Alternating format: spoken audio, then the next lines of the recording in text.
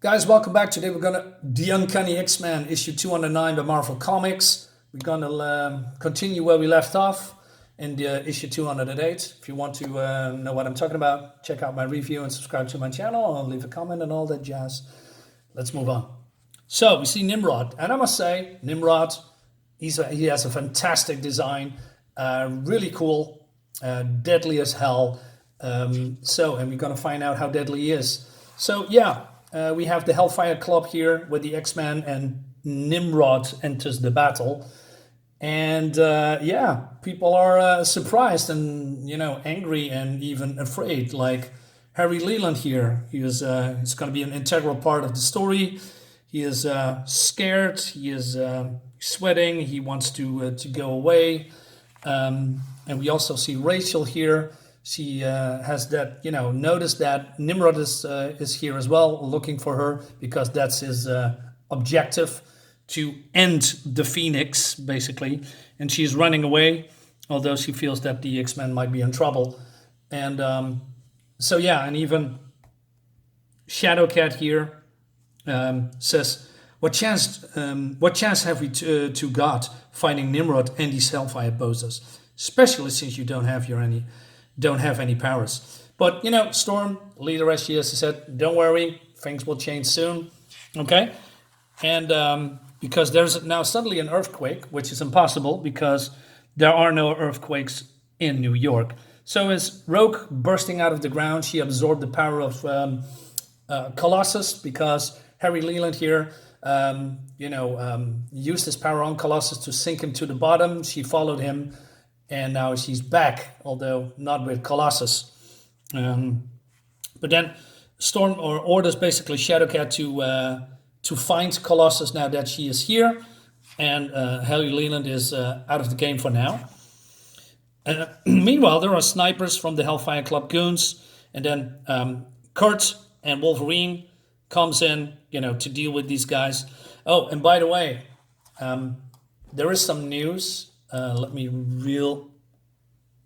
just give me a second here. I'm gonna use my keyboard real quick, because what I recently discovered is it's no joke.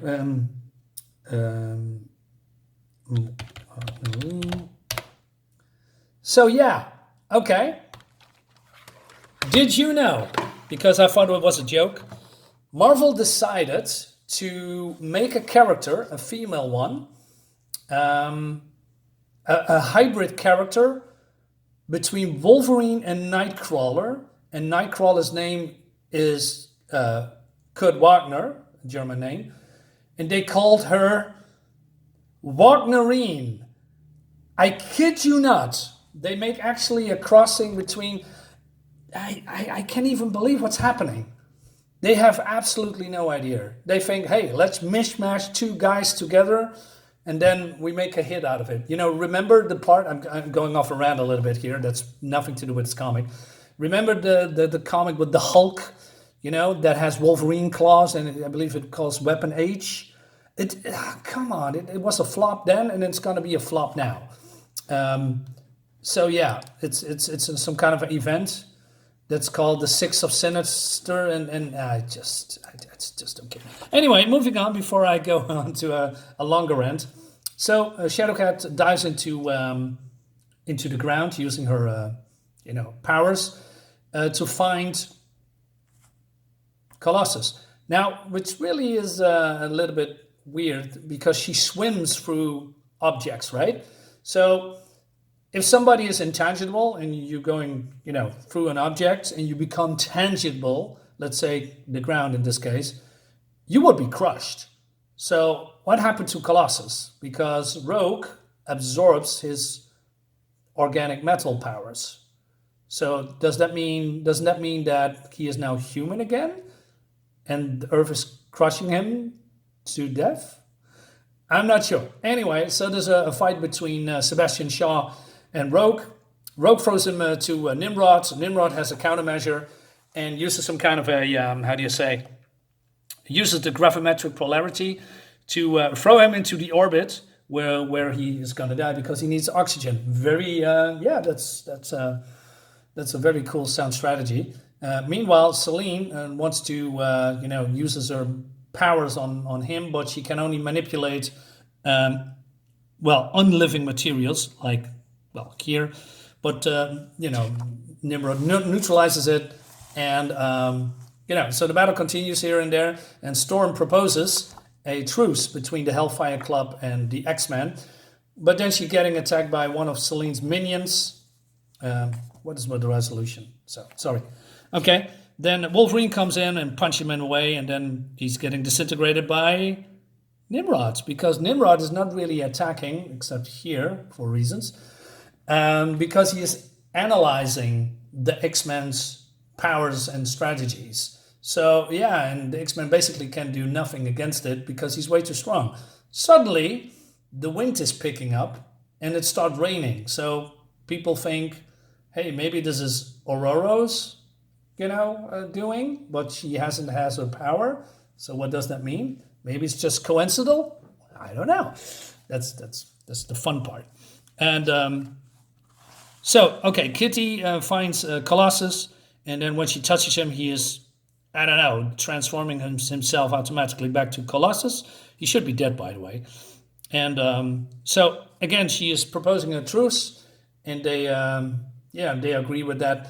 And then now that Colossus has his organic metal powers again, that means Rogue lost them, so that it reverses back to the original owner. Nimrod picks out on that and calculated a counter strategy and making some kind of a, shock web, and then knocks her out of the air, basically unconsciousness, I guess. So we have a subplot here about Rachel seeing some colors, and then we are getting introduced to Spiral here, who has plans for her. It's not really, it's going to be in this comic, probably in the next one or the after that. I don't have that, but they're going to do something with her. But that's not the point of this comic or this story. So Nimrod is attacking the Hellfire Club, etc., and the X-Men. Aurora, Storm, says to Harry Leland, hey, I need you to use your powers on him and bring him down, increase his mass. So that's exactly what he's doing. And then Kurt comes out with a plan. I said, hey, why don't I go teleport over there, grab a piece of his, equipment, his arm, his head, his leg, and then teleport away, ripping him open. But Storms is against that because he's basically a living computer, or a computer. He calculates, he strategizes, and then something happens. So Nimrod has a counterattack, not sure what happens, but then there is no BAMF sound or teleportation sound. He just is gone. He is just some kind of and some gigantic scream from Kurt comes from, wherever he is going. So Storm is scared and shocked that, Kurt is gone, but is he alive or is he dead? We don't know. Meanwhile, we have, again, more subplot with Rachel. Harry uses still his powers to, immobilize and bringing Nimrod down. But then something happens to him. He's getting a heart attack. And so Nimrod, formulates a strategy, and he calculates how many, seconds or minutes he has to be fully functional and do a counter strategy to kill, everyone in sight. But then out of nowhere, we see the hand of Colossus, grabbing Nimrod. And then his systems are going into an overload because Kitty phases through him. And her power is when she phases through objects, especially computers or, the apparatus, it malfunctions, it's going haywire, and it's just disrupting any electrical systems. And then Colossus is going nuts on Nimrod, and it looks freaking fantastic. I mean, look at this. Even his eye lenses are, falling out because of the impact. And I'm glad that we see Colossus as a real strong guy. He's maybe not the strongest guy in the Marvel Universe, but he's pretty strong. And then we see here a show of force, which is great.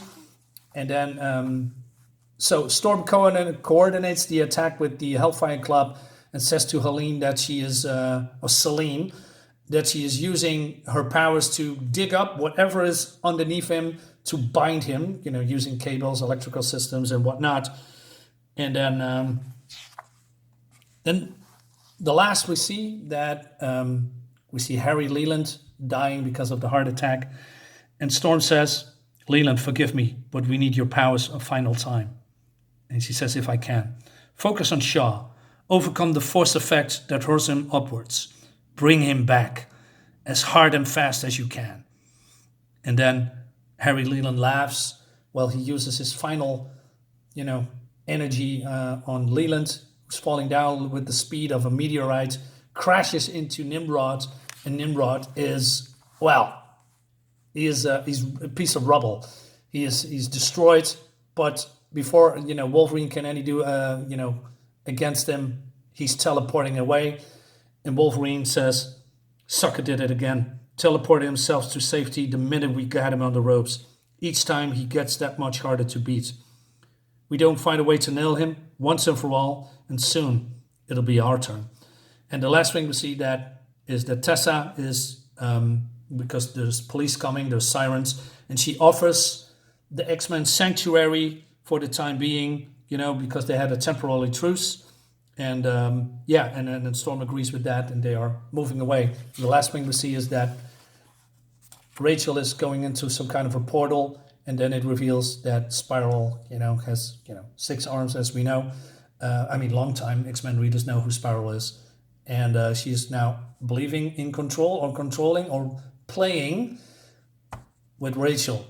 Great stuff. Yeah, again, 90s comics are the best, guys. I say it every time. In my opinion, of course.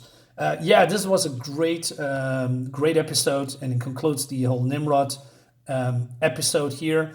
Guys, let me know what you think about it. It brings me back. I need more classic X-Men comics now that I realize it. I have the Dutch versions, but it's way cooler that I have the original ones, like this one.